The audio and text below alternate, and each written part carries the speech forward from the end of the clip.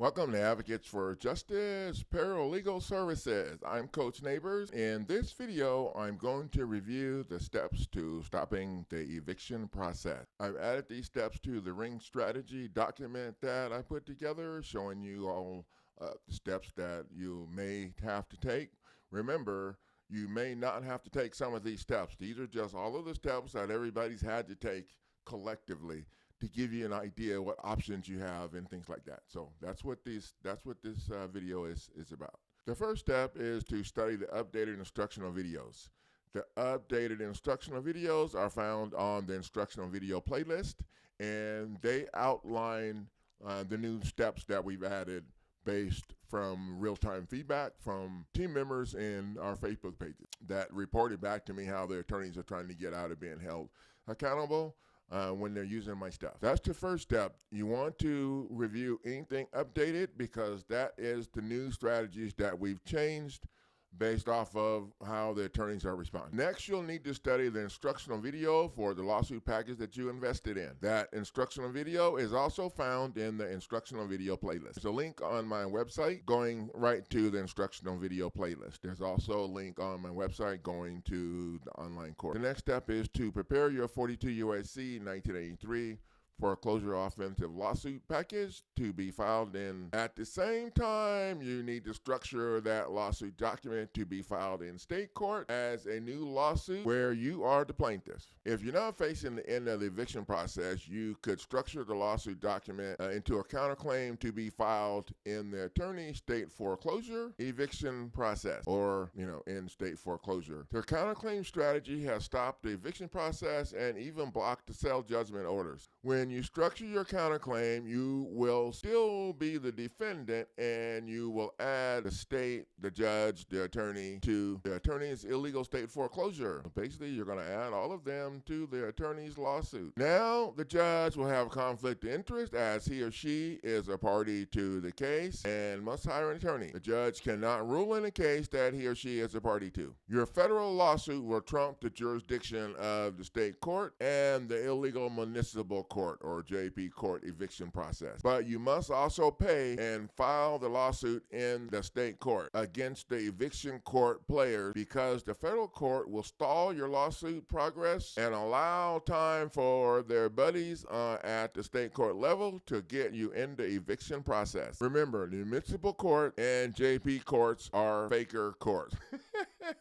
They're more faker court. They're not connected to the state court or to the Constitution, and they get their alleged judicial authority from the city ordinance. You can look that up in your state court. Some people get confused because I say the eviction court down the way or whatever, but not. Some states have the eviction court process. This changes nothing with our strategy. You will be filing a lawsuit against a party who initiate the illegal foreclosure process. You will be filing a lawsuit against the party, and you will be filing a lawsuit against the corporation who paid the state player. Just to break that down for you people that don't quite get it yet, the person that initiated the foreclosure is usually an attorney. No one from the bank or any lender signs anything. Judge is the one that signs on to further the scheme, and the state is the one that's paying all of the above, just in case you haven't figured that out yet. They ignore your lawsuit. In most cases, you made an error in the process of service, or you didn't do the service, so you missed that in the instructional video. You guys have to research the process of service for your state and take care of that yourself. You're acting as your own attorney. You must structure a less penance lien against your property to block the state court process from moving forward with pending litigation. You need to do some other things too.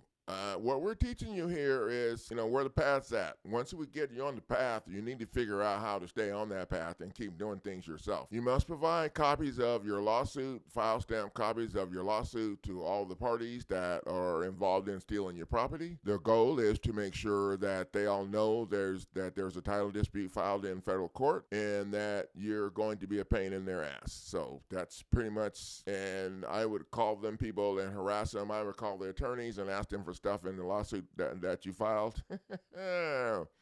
Your goal is to be a pain in, okay, I said that already. You must figure out ways to bring the unwanted attention to their fraudulent court processes that have violated others. Now, I know some people complain that I don't have enough patience with people who don't know what to file first, or I don't have enough patience with the people who are paralyzed with fear. So I don't plan to get patient for that. At the end of the day, if you can't get yourself through the gate, which is watching the instructional videos and learning and seeing what the process is for filing the document, then my program is not a good fit for you. That's what I'm going to say to that. If I get frustrated with you or whatever, it's because I'm thinking the program is not a good fit for you, and I really want to see this work for you. So I get a little frustrated. I'm a coach, and I'm a little pushy when I don't think you're in a position where you need to be. Part of my program is to make sure you're in a position, or at least to show you that you're out of position, or that you need to get to something. Most of the people appreciate that. Some of the people take it personal, and you should. I'm just a coach, and I'm trying to help you stay in your house. And I'm very passionate about what I do, and I take it very seriously. I know where you must be in my process in order to have any kind of a chance. If I'm complaining about something, it's because you're not in the right place. Now, I've added these eviction steps to the ring strategy document, and you're going to copy and paste it all and paste it in the Facebook page so people can just copy and paste it and not have to worry about opening up a file or